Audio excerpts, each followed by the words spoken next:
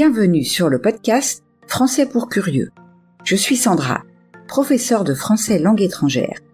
Et ici, je vous parlerai des aspects intéressants, divertissants ou même étranges des cultures françaises et francophones.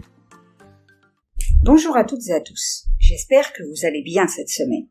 Aujourd'hui, je vous parle du musée d'Orsay, situé sur la rive gauche de la Seine à Paris, et l'un des musées les plus célèbres et prestigieux au monde. Cet édifice, à l'origine une gare, est aujourd'hui un sanctuaire de l'art impressionniste et post-impressionniste, attirant des millions de visiteurs chaque année. Comme d'habitude, un peu de vocabulaire utile afin de mieux comprendre l'épisode que vous allez écouter. Le terminus, c'est la dernière station d'une ligne de transport. Cesser, il s'agit d'un synonyme de terminer. Combler le fossé, c'est créer un lien entre les choses qui sont séparées physiquement ou métaphoriquement.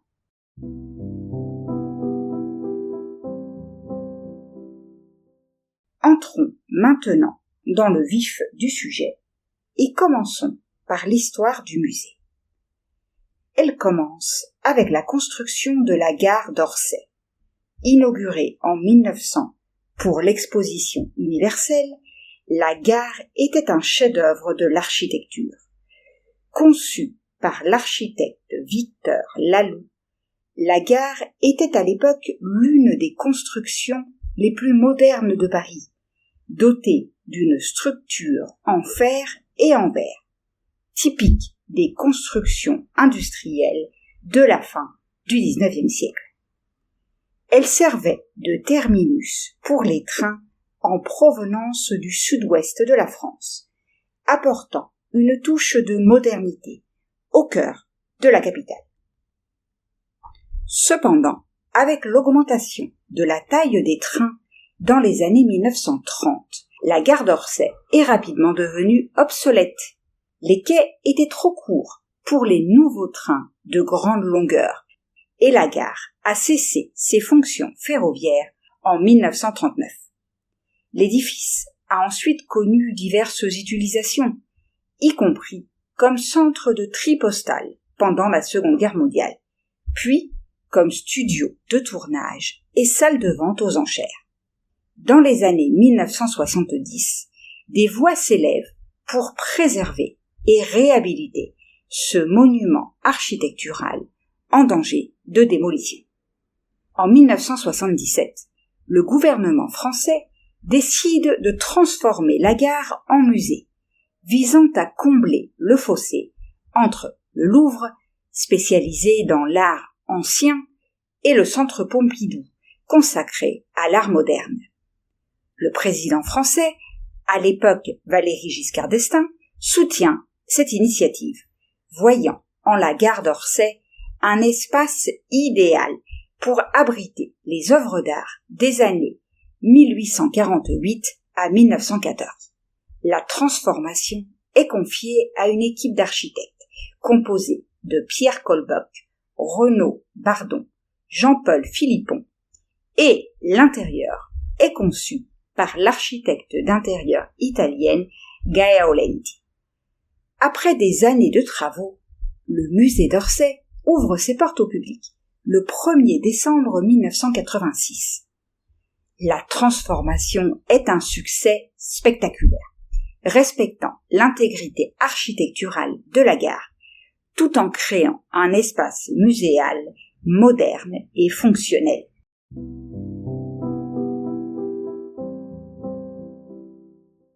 Le musée devient rapidement un centre incontournable de la vie culturelle parisienne, reconnu pour la richesse et la diversité de ses collections. Mais quelles sont les œuvres les plus célèbres du musée ? Le musée d'Orsay est particulièrement réputé pour sa collection d'œuvres impressionnistes et post-impressionnistes. Parmi les pièces maîtresses, on trouve le Déjeuner sur l'herbe de Manet, le Bal du Moulin de la Galette de Renoir et les Coquelicots de Monet. Ces œuvres révolutionnaires à leur époque capturent la lumière, le mouvement de la vie moderne avec une spontanéité et une vivacité sans précédent. Outre l'impressionnisme, le musée abrite également des chefs-d'œuvre du post-impressionnisme. On peut y admirer la chambre de Van Gogh à Arles, les joueurs de cartes de Cézanne et le cirque de Seurat.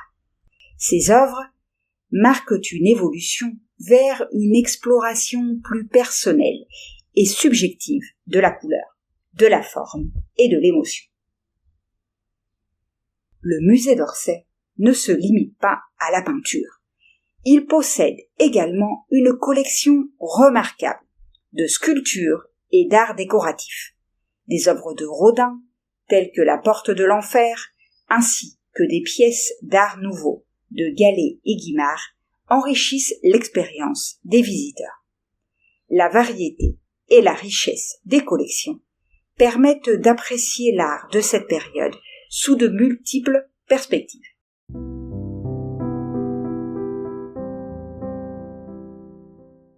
Je souhaite maintenant vous faire part de quelques considérations concernant le musée d'Orsay. Le musée d'Orsay est bien plus qu'un simple musée. C'est un lieu de mémoire et de dialogue entre le passé et le présent. En préservant et en exposant des œuvres d'une période de transition majeure dans l'histoire de l'art, le musée permet aux visiteurs de comprendre les évolutions artistiques et sociales qui ont façonné le monde moderne.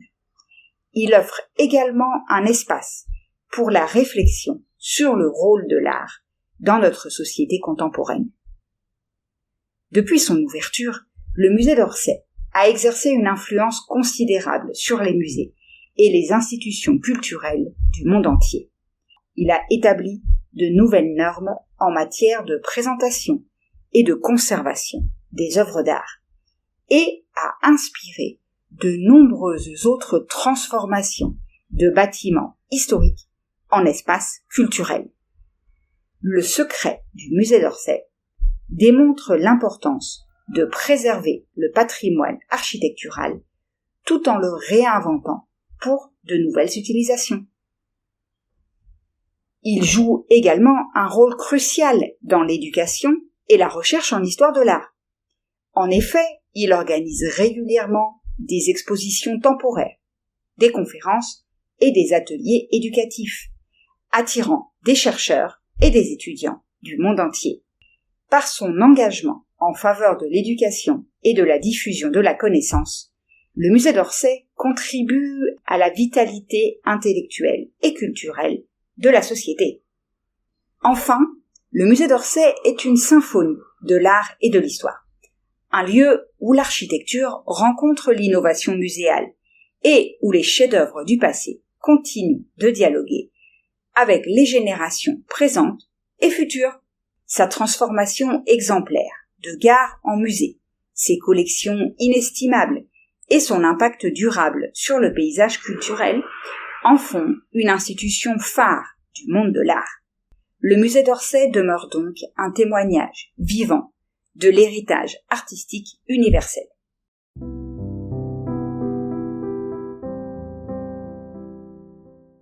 Et voilà, nous arrivons au terme de l'épisode d'aujourd'hui. J'espère que vous avez aimé ce que vous avez entendu. Si c'est le cas, je vous invite à laisser un message sur votre plateforme d'écoute préférée et à partager l'épisode autour de vous.